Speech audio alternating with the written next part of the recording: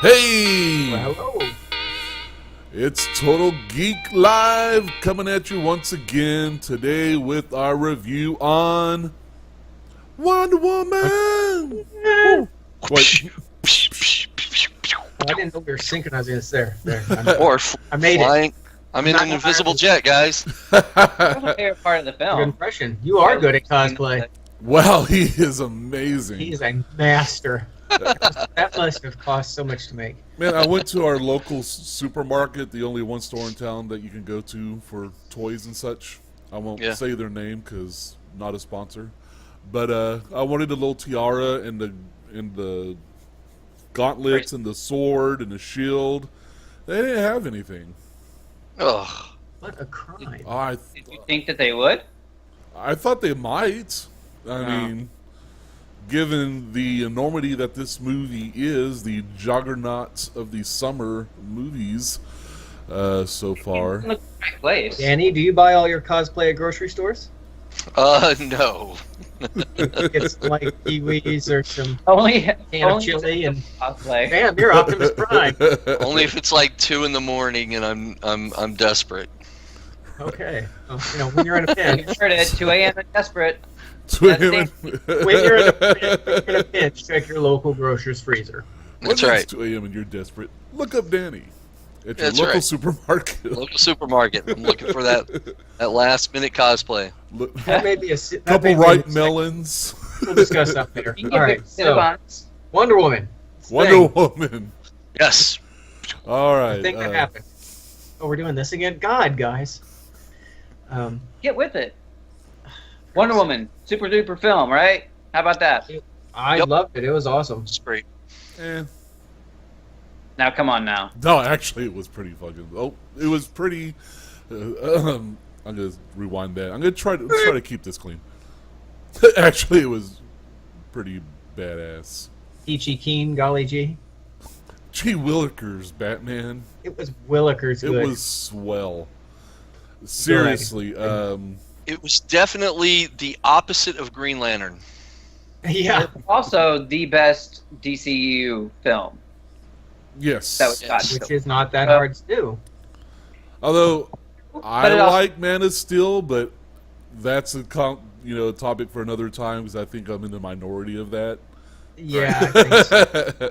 But I think we could all agree that Wonder Woman is definitely the jewel on the tiara of DCEU's head. Well, it's We been a didn't even good have year to for be DC. wrapped with the lasso of truth to say that. Oh, that It's been a lasso. good year for Oh, DC. those effects. Between Lego Batman earlier this year and now we have Wonder Woman, it's like DC's had a nice little run in the box office this year. So, and of course they're doing that last Batman '66 film as well. So we should have some fun stuff for sure. Did Adam West, rest in peace? Did he finish his recording on the? He did finish his line, so everything will good. go forward as planned. Shatner will be Two-Face, and all new adventure. Oh, wow. Yep. So back to Wonder Woman. Yes. That wonderful woman. I thought this was a really amazingly well done film. Patty Jenkins, the director, she did Monster with Charlize Theron. She did The Killing TV series.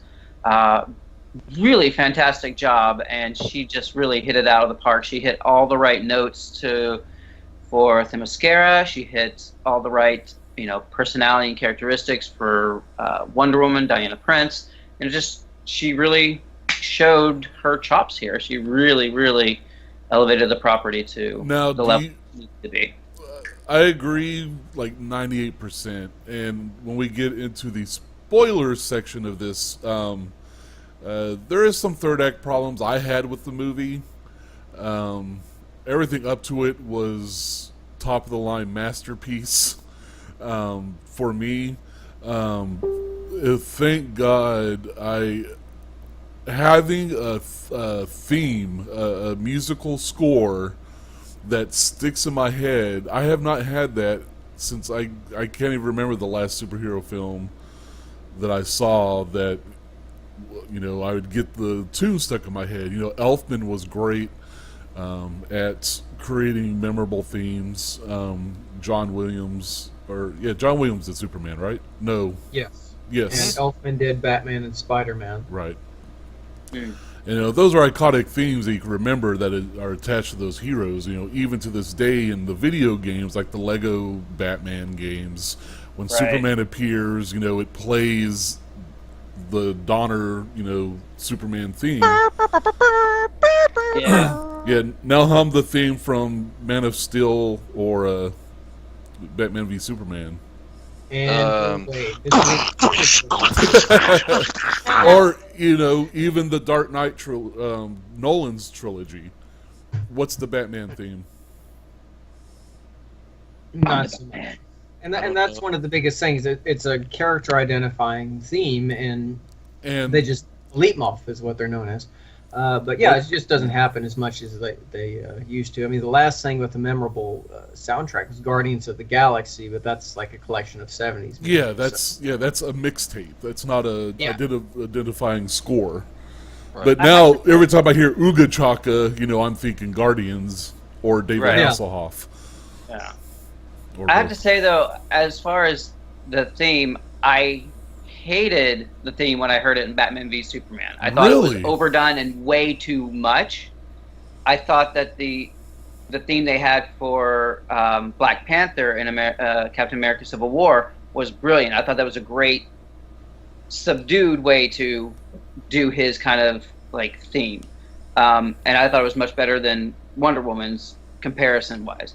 But now in the film, I'm loving it a lot more. I think it's downplayed a little bit, and it's not as in-your-face aggressive as it was in BVS for me. Yeah. So, Gotcha. My personal thoughts about Wonder Woman, I think it finally addressed one of the biggest issues I've had with this DC cinematic universe. I know they're a little late to the party trying to catch up with Marvel, who's been doing this for almost 10 years now, and so like DC's trying to catch up. We've already discussed the bleak attitudes of the first few films to death, and I know some people like them. They didn't do anything for me, but then you have Wonder Woman, which starts out very positive. One of the biggest things is I love the characterization of Diana. I don't even think they called her Wonder Woman proper in the film. No, never. They just called her Diana Themyscira. She's in many ways an innocent. She's wide-eyed. She's, very interested in the world around her. This is someone who can completely kick your ass and then get excited about ice cream and babies, which made her character endearing because she was wide-eyed and she was innocent. And when things didn't go the way she thought that they should, from an optimistic standpoint, I mean, she was crushed and disillusioned, and that also fed into the final conflicts of the film. Yeah, Gal Gadot gave great face, is what I always kept saying in this movie. As soon as I got out there, her facial expressions were amazing. I mean, you felt everything she was feeling. You felt she was... You felt like she was seeing these atrocities for the very first time. You saw the heartbreak, the sadness, the wonder, that childlike innocence, It's why can't we do something right now? Why can't we? We never really well done, yeah.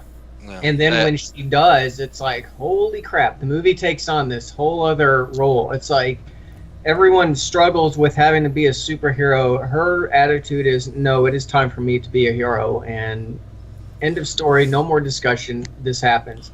She embraced it. She didn't struggle with it, and it wasn't some angsty issue that she had to moan and groan. Oh no, why am I a superhero? She just, I have to do what I feel is right, and that's pretty awesome. So, do you want to transition into the spoiler territory now, because we're dancing around the pivotal scene we want to talk about? Sure. All right. Well, everyone dies. That was okay. Hold on. Let me switch the spoilers. On shot first. Okay, we are officially in the spoiler territory now. Before So- we do spoiler things, Nope, I we're would already say- in.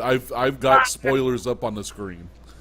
You You can still only say what you spoil want stuff. to. Any other film discussion is over. Give me a segue into it. So Yeah. I would have loved having just a Themyscira only movie. I would have been just as happy seeing just Themyscira and all that gloriness that was there. And just ending with Trevor crashing, like as the end to lead Oh, in, yeah. to lead yeah, into could the have been movie for that to is lead now. into Yeah. sequel. Absolutely, that would have been great. That would have Well, been great. that was another thing. If we're gonna get into the whole Steve Trevor thing, as good as Gal Gadot was throughout the entire film, Chris Pine really brought something to the role as well. He was a very much a classic period hero. I like Chris Pine. I find him enjoyable in the Star Trek reboots, and I thought he was good in Into the Woods. One of the few things I did like about that film. But I think he's very charismatic, and I think he's very likable. The Princess Diaries. He was too. He was great in that. That's right. That's right. And the chemistry, Danny. Steve and Diana, and the chemistry between Steve and Diana felt very, very real, and that's something that I feel has been sorely missing, especially from the DC films. Everyone just feels like they're sledging through stuff, and it's like they had this very short relationship, and it felt very real for the time that they had. Right. Yeah, you Yeah, did feel a real connection with them. Right. It reminded me of the connection of Agent Carter and Captain America, and how it was so short-lived, and yet there was so much chemistry between the two, and you could feel that. Yeah. Versus Superman and Lois Lane, that's been cast in for the DCU, and it just seems so weak, and I don't like their chemistry near as much. They rely on the people to fill in the blanks in that Right. relationship. Everyone knows Lois and Clark, and they're like, oh yeah, they're always in love and together, so they don't have to spend time developing it and making it count. Whereas people aren't very familiar with Steve and Diana, and this was a great opportunity to really sell that story, and they did. I will say I was a little disappointed that they were in spoilers alert, right? Yeah. Yeah, we're in spoilers time. I was a little disappointed that they consummated their relationship. I thought it would have been a lot stronger had they not. However, I do agree that it would have been a little too much samesies with Cap and Agent Carter. Right, and I think that's kind of why they went ahead and went over it and did consummate it. And also, I mean, if you look at the way she said they have that sex talk on the boat. Right. She sees it, it's not like something forbidden and something she wouldn't do kind of thing. She's True. Hence, she's well versed in lovemaking. It was her first time with a man, but it didn't really pull me out. What pulled me out was the "I love you." I didn't think they had to go back and re-show him saying it. I think it was powerful enough when they're just there. Okay, the scene I'm talking about. It's at the end. Yeah. Her ears are She can't ringing. hear anything and all that. Yeah, right. he hands Tonight her the thing. watch, and she can't hear what he's saying and stuff. And then they cut back, and it's you hear him say "I love you" before he leaves. That pulled me out a little bit. It was completely powerful in just the actions. But I can understand why they did it, and it was because think about where she was. I mean, she's feeling where she can't defeat this guy. He's so freaking strong that guy being Ares. Yeah, Ares. That it took her to actually go back and hear those words to feel enough to overcome every obstacle that she has really kind of put herself in. She's having all these self-doubts and everything. It took that. It took her actually hearing it to give that little extra kick in the pants for her to defeat Ares. Right. And I think that's why they went back and let us as the viewers hear it being said. But I completely get what you're saying, but if in that scene she couldn't hear him anyway, she wasn't magically hearing him in her memory. But you can still, when you remember things, you hear it. Well, you're right, but she didn't hear it when it first happened because she was deaf from the explosion. Or Are you saying the that she ringing doesn't in her have head. under hearing? I'm not a doctor, so I don't know if like people can hear things afterwards that maybe they they didn't didn't hear hear before? it the first It- time. No, they might have. Because No, it's only I'm- temporary deafness, so I don't know. I mean, I'm just being really nitpicky here because the rest of the movie is so good. And I just Right. felt like I wouldn't be doing justice if we just sat here and just sang its praises. Mm-hmm. Yeah. And I mean, and that's really, really a minute nitpick that just me personally pulled me out. Yeah. But the other thing that I think most people who have a problem with this movie is in the casting of Ares. Right? It was interesting. Because it's like they played it very heavily. It was going to be that one German soldier. Oh, And, yeah, too I obvious. kind of Yeah. felt like Dr. Poison was going to do more, but she didn't. Maybe they'll save her for a sequel of. Well, I don't even know if they could. Yeah, since No, that it's was- already guaranteed. Well, she's already signed on to for multiple DCU appearances. So Is she? comic book stuff, cryogenic freezing, flashbacks, something I'm sure. But it was a surprise, and it didn't really go with what I would expect. But at the same time, I was okay with it just because of that reason. I had a hard time because I kept seeing Professor Lupin from Harry Potter. It was just really, really tough, and I mean I liked him before, The reveal. helping them, funding the missions and all that. But then when the reveal was made and all that, and I'm like, oh, I would have at least liked maybe a transformation to where I would be okay if it was a completely different actor that took on the transformation. I mean, going back to the Ninja Turtles, when Super Shredder was Super Shredder, that was actually a wrestler named Kevin Nash. Inside the costume and everything like that. It was a completely different actor. And I can't off the top of my head think of any others, but I know that there have been others where you have the transformation and stuff, and it's just another actor that kind of takes on. Hello, Lou Ferrigno stepping in as the Hulk. Oh yeah. The there classic you go. example. Yeah, that's a totally classic example. So you can have that transformation, and I kind of wanted that with Ares because Ares is such a badass god, and I wanted some kind of transformation, even if it was, even a way more CG heavy than what we got, because that was like. Kai says there's 2% out there of disappointment. That's part of my disappointment. The 2% was I just wasn't thrilled with the reveal of Ares and the effects of Ares and all of that. Although I loved when the helmet, he's creating his suit, and he goes when you did that, yes, and created the iconic look. I'm like, okay, that was badass. Yeah, that was. I'm cool. back in again. What's gonna Yeah, happen but next? I would have liked to have been a different actor, like maybe even a bigger guy. Really big. Because I mean, he's a god. He could have changed his whole demeanor to play that role. Exactly. And then reveal his true form as someone completely different.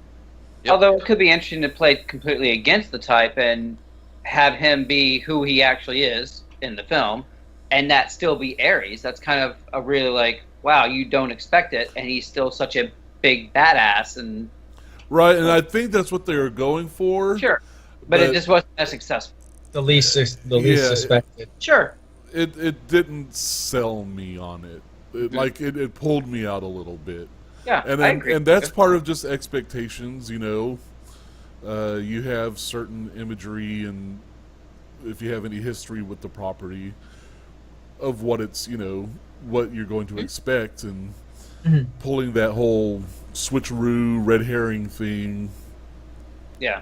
Well, and I think it also has to get. It comes down to the casting director and casting decisions, and really making sure, talking with these people and going, look, this guy's really well known in the Harry Potter world, and we're going to have some people who've watched Harry Potter come in and watch this thing.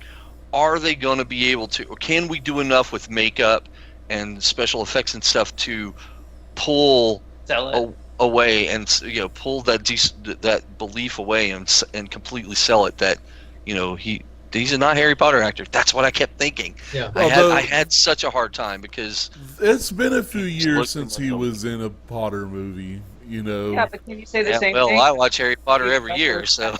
Captain Kirk. You're able to separate Kirk from Steve Trevor with no problem. That's Chris Pine. I thought you were talking about. I know Shatner. I was like, did Shatner play? I mean, when I watched T.J. Hooker, it was Captain. He was sliding across that. Yeah. That captain was of the Enterprise was sliding across the hood of that car. It wasn't T.J. Hooker. But yeah, but Chris Pine. Yeah, I totally bought him. I didn't see him as Kirk. Right. Yeah. I Trevor. So I guess pulled away enough because I'm seeing Kirk in space and the future and stuff, where Steve I saw in World War I era, and so. Well, I think also like that what's the actor's name who played Ares? Ares, his clothes were kind of like the same that Lupin wore. I think that's what really messed me up. He just kind of looked like Lupin. Well, his dress. That actor, though, I mean, right. What else? I mean, name anything else he's been in besides these two movies. I can't think of his name, and I feel horrible. I know. I'm sorry, whoever you are, if you're watching this, but on the very slight chance that you are. I apologize. But Chris Pine, Chris Pine's been in enough movies now to where he's not like Captain Kirk. He's Chris Pine. Right. Whereas that actor that you've tied so heavily to Harry Potter, because that's really all you've seen him in, right, is a bit more jarring. So I totally get that.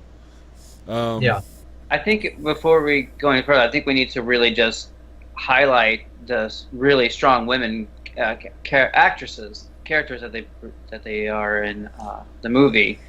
Robin Wright. Wright. Totally. Oh, I didn't even know she was in this. Oh my God! I didn't know. I didn't know that she was going to be in it, and then it took me until like an hour or two afterwards to figure out that was her. Buttercup. And my! You're just driving home. Was like, holy crap! That was Robin Wright. She's all. I mean, wow! She's something else now. Absolutely amazing.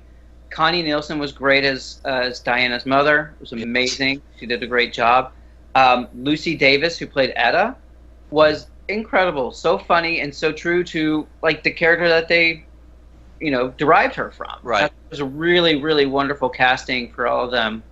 And there was not a single damsel in distress or not fully formed female character, which I think is very, very smart and shows a very thoughtful approach to the film. And I think that was a really, really great on all other parts. Yeah, I totally agree. I mean, you have different kinds of female characters, all from different takes of life and and different sides to their story and everything else. It was great because this is it's a movie that's directed by a female and the star is a female, and this proves to Hollywood that hey, we can make female dominated movies that are actually good. Yeah. Which is really tough because it is a male dominated industry. Yeah.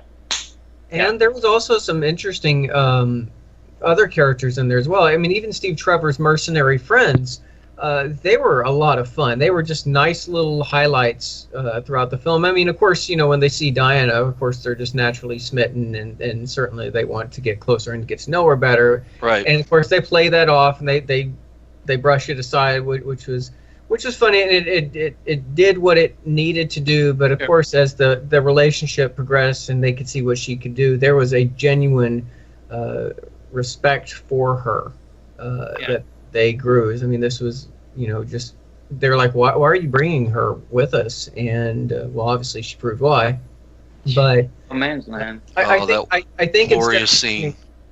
Yeah, and I think instead of just becoming like comedic, stereotypical fodder, they helped advance the story as they needed to, and I think they became just proper partners throughout the adventure. And I felt that was a nice little touch to it as well. I mean, it was a strong cast all around, and there was even nice little touches. Of course, the whole film bookended with, getting this photograph from Bruce Wayne. And then at the end, it was kind of her following up to Bruce, saying thanks. I can't remember if she did agree to tell the story at a later time, but I know she was grateful for the photo. But it did help to kind of build that there is something larger out there with like, hey everybody, Bruce Wayne is Batman, wink, and then you're kind of stuck with that. It was a nice little nod for the fans that kind of made the world feel just that much bigger. Yeah. And like I said, Wonder Woman was a fun character all the way through. She was likable and passionate, and then there were moments when she's like, all right, I'm done, I have to do something. When she stepped up and decided it was that time, and there were at least, well, I mean, there were a couple, but I think the first two instances of that where she just like powered through and just decimated everybody. Yeah. They let her cut loose, and yes, it was awesome. And that was like it was. Really felt like a superhero really got to show off what you would imagine for them to do. And I'm glad that, because when you look at DC Comics, there's the big three. There's Batman, there's Superman, and there's Wonder Woman. And of course, for me, Christopher Reeve will always portray the cinematic version of Superman. No one, unfortunately, has come close. I hope one day I'll see that. I like Michael Keaton as my choice of Batman. I know there's been a lot. Kevin Conroy would probably be my other one, just because I think he has such an iconic voice. Gal Gadot, for me, has embodied what cinematic Wonder Woman should be. I couldn't see anyone else doing that role, much like how Hugh Jackman did Wolverine or Robert Downey Jr. did Iron Man. It's going to be hard to ever recast her down the line because she embodies all the qualities that make that character stand out so much. Right. Somewhere Linda Carter's crying. I hope if they do a sequel, I hope that she better be in it. Yeah. Just a small cameo better be in it. But yeah, Gal, she is the perfect Wonder Woman, and I'm so in awe and shock because when I first heard the casting, I was so not on board. Me too. I did not. And she has made a believer out of me. Absolutely. What was the initial resentment for the casting? Because I had nothing against it. I was like, okay, yeah, she looks like shit. I didn't know much about her, and so when I did the research, I mean, she just didn't seem like much of an Amazon, and as much of physically, to where she could physically take on that role. Mm-hmm. But her training that she did, I mean, she really stepped it up, and she built muscle, and because she was just a little Slenderella before she was cast. Mm-hmm. And she really built up her frame and her muscle and stuff and did a lot of training, and I have the utmost respect for that she was willing to step up, because not all actors will do that. Yeah, well, whoever thought that a comedian like Michael Keaton would ever embody Batman, or Christopher Reeve was puny before he bulked up for the role of Superman. Right. Either you get casting very, very well and you get lucky, or you just happen to know that this actor or actress will embody the qualities that you need, or... Right, like look at Chris Hemsworth. Have you seen pictures of him before he was Thor? Oh, yeah. Yeah, if I would have seen that, and it's like, this guy's going to be Thor, I'd have been like, it's going to be the Hulk, Thor, cheese all over. Adventures in babysitting. Yeah, but no, he bulked up and he is Thor, Yeah. Oh, yeah. And, we've seen what happens with bad miscastings. As much as I like George Clooney, no. And I thought he would have been, pre-actually seeing Batman and Robin, I thought Clooney was a great choice. He was age appropriate. He had, the charm. He looks like a great Bruce Wayne. Well, And maybe with a I better like script the and role. dialogue, but not in that case. That was well. Oh, yeah. I think everyone got a chance to equally suck in that film. Did you hear the Batman movie that Clooney wanted to make? No, He wanted to do a dark take where Bruce Wayne was in a mental ward and all the other patients were the Batman villains as we know, and it all kind of plays out as in his head. psychotic fantasy. As a psychotic fantasy. Interesting. Of him as That sounds Batman. fun, son. Yeah. Yeah, and I was like, I would have been interested in seeing that.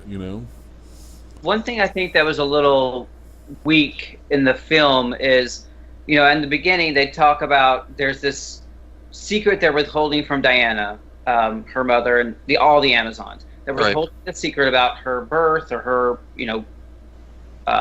past or something, and it's supposed to be held over her, and she has no idea. And then at the end, when it's revealed, she takes it in stride. There's no challenge to that kind of knowledge that comes to her, and she's like, "Get out of here, bro." We're still in spoilers, right? Yeah, we're in We can spoilers. spoil, not spoil. Take it It's all in the as same fridge. The at this milk point. is spoiled at this point, so go Yeah. on. That was a very weak part for me. That's one thing that I was a little bothered by, because if it's supposed to be this whole secret, this whole thing that's being withheld from her, and then she just accepts what he says as truth with no sort of consequence or emotional investment. It just No doubts. And even Navin R. Johnson was more excited when he found out what his special purpose was for. It's true. Yeah. Yeah. I Yeah. have a special purpose. So that was the other little part that I felt disappointed with in the film.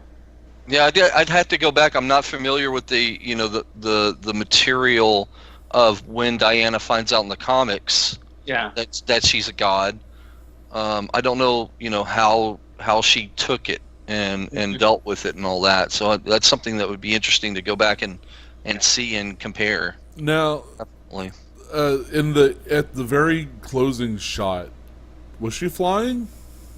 I think she's supposed to have been flying. I was hoping she would be. Yeah, I'd hope so too.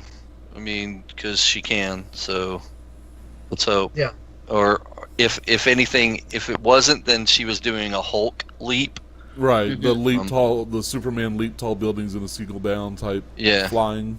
Yeah. But yeah, I'm hoping that at least going into Justice League, I hope they make her fly.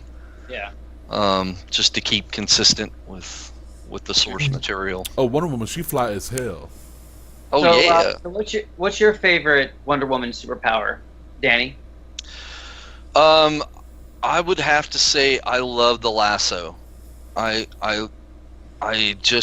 love, and especially I love how they used it in this movie. The effects were so perfect, and how she was just, I mean, she could give Indiana Jones some tips on how to use a whip or a lasso, man. She was flinging it around and all that, and just the fact that, and then I loved when Steve would wrap it around his wrist, just to let her know that and the power that lasso has and make you tell the truth. I love that. I just love that. I think it's a great little tool. What about you, Guy? I like her bracelets. I just think it's cool that she just so casually deflects bullets. I mean, she's just, I find it interesting that, they present the Amazons as vulnerable. They're mortal in the sense of, I mean, they age indefinitely, but at the same time, it's like if you shoot them, obviously they're going to die. But her reflexes are so fine-tuned. She's just dun dun dun dun dun, and then just strolling through an entire no man's land. And the irony of that comment was not lost on me in the film. But yeah, she just casually strolled through and just deflected bullets like they were nothing. And when she wasn't deflecting, she had her shield. And she just took out an entire front line all by herself. And I thought that was awesome. That was my that was so badass. I love that scene so much. Yeah. And the town inspiration. I think that was my other favorite scene. She just ruined everybody. Yeah. What about you, Kaiser? I don't know. I really don't have an answer. Well, thanks to your level of commitment, I appreciate it. My favorite Wonder Woman power. I guess the movie's power to make me want to be a strong woman as strong as her. I mean, literally, it's like You would be a great strong woman. It's like I wish I really was. wish you had put that image in my mind. It's there now. You Oh, said yes, it. Can't be unsaid. It hurts. No, Oh. but seriously, it made me feel empowered. You know? Yeah. It's like God is the woman. Well, I think that was the whole message. It doesn't matter who you are or what your background is. You just have to inspire and Exactly. lead on positive. And want to do the right thing, yeah. Do the right thing. Lead with hope, and especially in our crazy world climate these days, that's a very needed message. I was glad to get something positive and optimistic when everything's just been, well, it's been a thing. Less than. Yeah. Right. I think my favorite ability of Diana in the movie was the ability to hide her god killer sword in that dress. or the shield in a trench coat. It's like Yeah. Wonder pocket. I was like, what the pockets? where's the blade? Where is it? Why is it not sticking out at the bottom? Well, and No, right? nobody gave a second look. Yeah, She's and wa- when she's dancing, the guy certainly has his hand around her back. Right? Uh-huh. Doesn't feel. She just thought she worked out. Yeah, That's sword all. up your butt, or you just happy to see me? I mean, seriously. My dear, you have quite a robust spine. Use both lips. Great film. Yep. Wonderful film. 2 thumbs up. Thank in you, honor DC, Awesome film. finally giving us Wonder Woman. Those, yes. One last crazy thing. About 2 weeks ago, and the movie came out in the 2nd of this month, but 2 weeks ago, it's already on pre-order, where you can go pre-order it from stores. No joke. The day it launched in theaters, you could pre-order it on the PlayStation Store. Yeah, that is true. That's right. Yeah, I forgot I about mean, that. it's But like- FYE had it, and it's like, really? Wow, they didn't waste any time on that. But I think we'll probably see that a lot more often now. Yeah. And that whole industry's kind of pushing everything. I mean, Direct gonna- access, see the film before it's in the theater. So yeah, Yeah. and now it's like topic for another video of ours, I think. yeah, Yeah. exactly. the movie will break 600 million worldwide this weekend. It's only like And it deserves it. It's awesome. Well, that will make it surpass Man of Steel. Is that right? maybe. I can't remember. I didn't look Oh. at the comparative numbers. I was just kind of Yeah. looking, and I can it's look right now. Yeah. It's Thank you, Patty. Thank you, Gal. Yes, Amazing. thank you, ladies, for making this movie awesome. And Thank you for giving little girls everywhere, little boys too, someone to look up to. yep, Amazing. very much so. Very awesome hero. It's crazy. They weren't expecting the success and didn't lock her down for a sequel. Patty Jenkins. Oh, I know. They, I they mean- better fix that. Oh, their work. I mean, they've Patty and the guy she wrote Wonder Woman with are already working on the sequel right now. Pinning out the story. But yeah, oops. Warner Brothers Well, didn't lock her in for a I'm sequel. not surprised. That's again- an Not open surprised thing. either. A lot of it's male dominated, and a lot of them are. I'm sorry, I'm going to say this. A lot of those execs are stupid. And Well, Mel here's Chauvin's what big. happens. Here's what happens. That's and my where- opinion only. No, yeah, it's only you think that. Well, So that's here- going to open up something else. Is Marvel going to consider a Black Widow standalone film now? Please. We've been wanting that Another for Black I Widow. like one. 10. I'd be down with that. Well, see, here's how it all works. Tell us. Okay, so Tell us a story. as soon as somebody breaks from the pack and tries something new that works, everybody else jumps on. So kind of the stagnation that I think a lot of people are starting to feel right now with So kind of the you- whole superhero genres.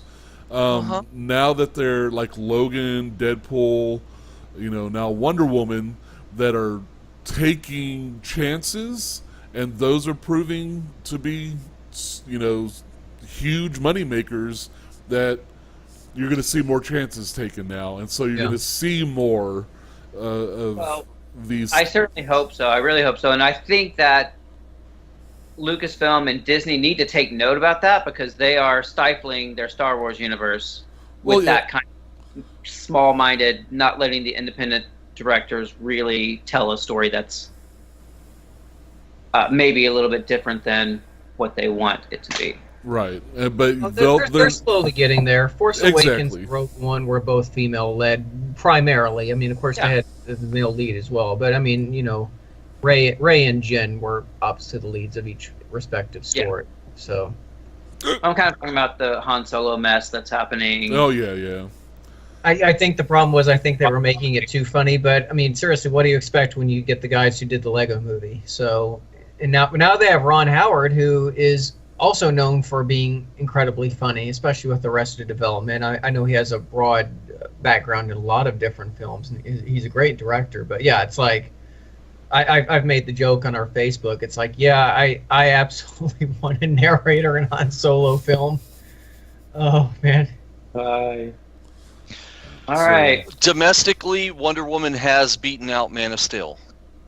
Wow. In the box office. Domestically, I'm still trying to pull up international. If you haven't seen it, go see it while you can in theaters. When it's out, rent it. Yeah, I mean, support this movie. You'll get more like it. Hollywood follows the money. So yes, they do. Absolutely. Give it your money, and we'll give get it more attention. And go buy merch. I tried. Darn local store. Don't go to the grocery store to buy merch. Well, I was trying not to say. No, I'm not talking to you guys. Oh, okay. I'm talking to the audience. I don't have a choice. I live in a small town. I've got one option. Like, I could get it online, but I wanted it, right now. then. Yeah. Right meow. Right meow. Right meow. So go see Wonder Woman. Right meow. Yes. Go see it right now. All right. Danny will catch you. Follow us now. at Total Geek Live on Facebook and Instagram and Twitter. And if you like it, support us with Patreon. Yes. Mad props to Jennifer Taylor for being our first Patreon supporter. That's right. Thank you very much, Jen. Mad props for another strong woman. So, thank you. Thank you. Until next time. Right. Bye. Keep on. Like the end of Beverly Hillbillies. It's beautiful.